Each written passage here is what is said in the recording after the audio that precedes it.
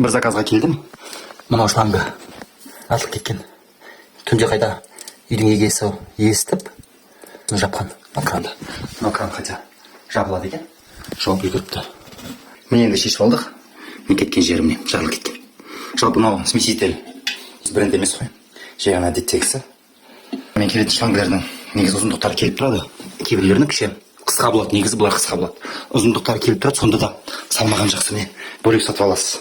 Бұның да мынаның бір түрі, тағы да бұдан сапалы түрлері де бар. Жалпы негізі шлангым жақсысын алған жақсы. Смеситель кетсе де үй потоп болмайды, шланга кетсе үй потоп болады. Шланга маңызды. Смесительден қарағанда шланга маңызды. Мен енді кесіп көрсеттім. Мына резеңкесі жұмсақ, мына қатты, қалың. Мынау жұқа. Сосын кескен кезде де мынау тез кесілді. Кәдімгі канцелярский пышақпен. Мынау енді біраз қарсылық көрсетті. Мынау осыны аласыз ғой. Міне шлангасы бірге жүреді. Бұл шланга қоймау керек.